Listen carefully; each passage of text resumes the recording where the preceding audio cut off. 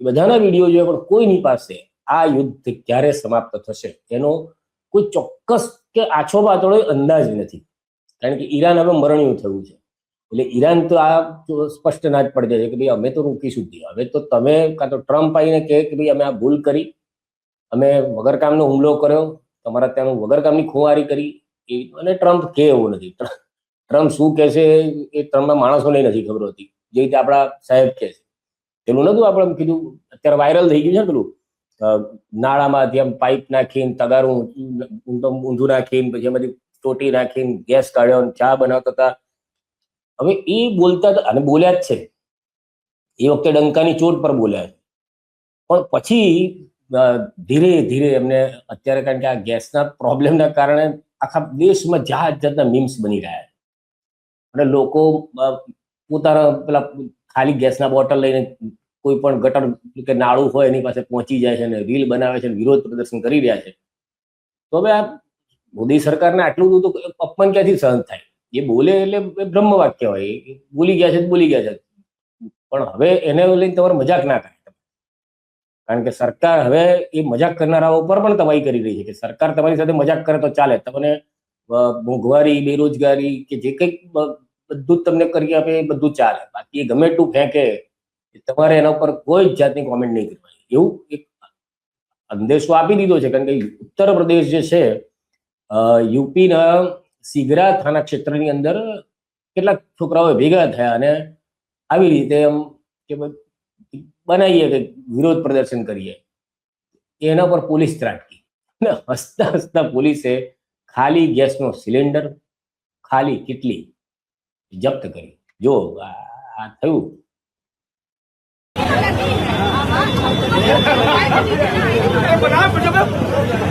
अरे यार चूल्हा एकदम जा रहा है, गजब स्पीड मेन वीडियो का।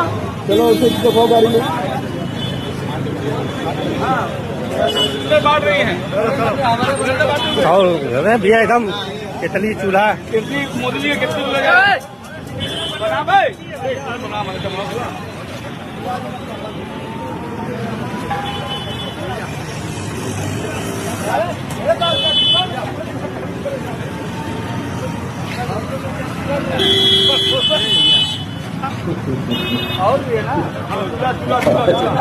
ગેસ સિલિન્ડર અને કેટલીને જપ્ત કરી. હવે પોલીસને કેટલી બધી મહત્વની કામગીરીઓ સોંપાઈ છે. કારણ કે આ બાજુ આપણા અમદાવાદમાં ના સુરતમાં 4 છોકરાઓએ સગીર છોકરા પર હુમલો કર્યો, ચાકુના ઘા માર્યા, ધોરણ 10ના છોકરાને માર્યો. પછી વડોદરાની અંદર કારેલીબાગમાં પોલીસ વાળા પર પતિ પત્ની જોડે ઝપાઝપી થઈ. આવી બધી ઘટનાઓ તો કે એટલે ચોરી, લૂંટ, બળાત્કાર, આ બધા કામો પોલીસે શું કરવાના? એ બધા સાહેબનું માન જળવાઈ રહે બહુ જરૂરી છે. કારણ કે સાહેબનું માન ના જળવાય તો ચાલે જ નહીં. એવી જ એક ઘટના મધ્યપ્રદેશમાં થઈ.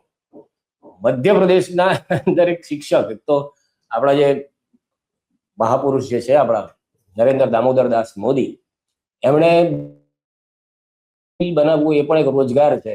રીલ બનાવવાનો રોજગાર એ પોતે બોલ્યા છે. એટલે યુવાનોમાં અત્યારે રીલ બનાવવાનો ભયંકર ક્રેઝ છે કે દરેકને વાયરલ થવું.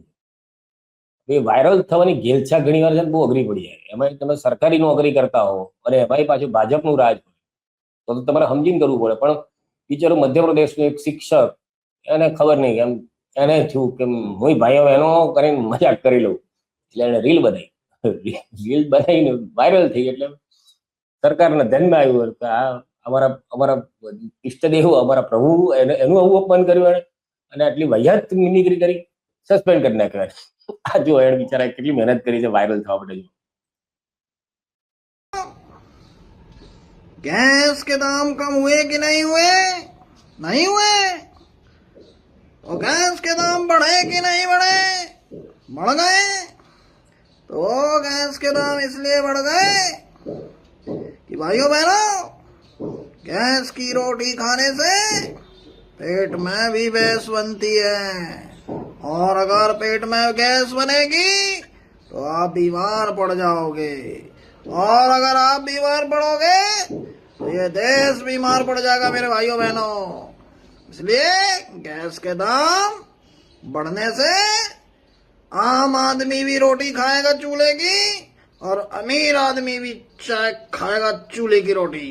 जो अमीर आदमी और आम आदमी के बीच में जो अमीरी गरीबी की खाई है भाइयों बहनों, बहुत दूर हो जाएगी। धन्यवाद भाइयों बहनों।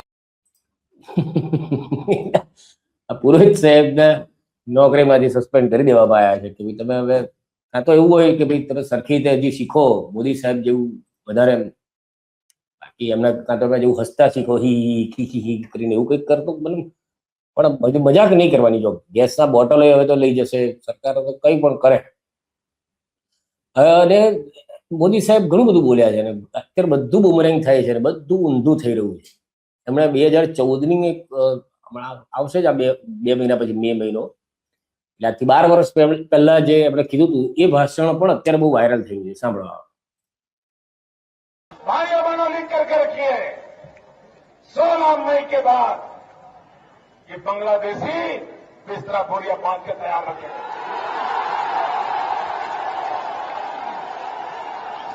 ये देश ऐसा नहीं चल सकता।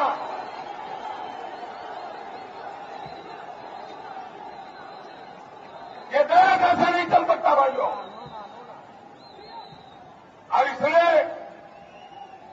भाइयों बहनों, वोट बैंक की राजनीति लगाकर आपकी खुशी के लिए हम आपको हिंदुस्तान को तबाह नहीं करने देंगे। गोलमाल है भाई, सब गोलमाल है।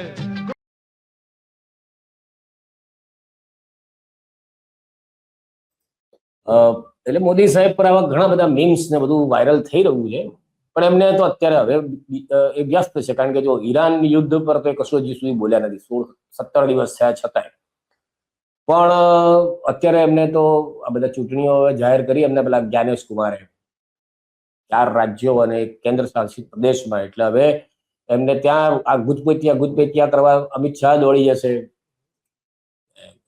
એ લોકોને તો હવે એમની તો પેલી સિઝન આવી ગઈ કે, પણ ખરેખર આ જે પશ્ચિમ બંગાળની ચૂંટણી છે ને, એ પહેલા છે ને 6-7 ફેઝમાં કે એવા વધારે ફેઝમાં યોજાતી. આ વખતે જ્ઞાનેશ કુમારે મોદી સાહેબ સાથે અન્યાય કર્યો, ખાલી 2 જ ફેઝ રાખ્યા છે.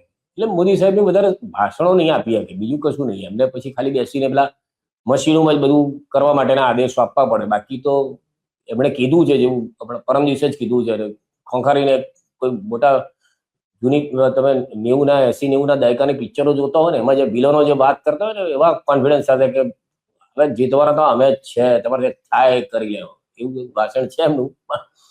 જોજો ક્યારેક, અને જે ભક્તો હોય એ તો ખાસ જોવે કે આ રીતે જ આ લોકચંદ્ર જે છે, આ લોકચંદ્ર એટલે નરેન્દ્ર દામોદરદાસ મોદી બોલેલા છે. લોકતંત્રને લોકચંદ્ર એમણે જ કીધું છે.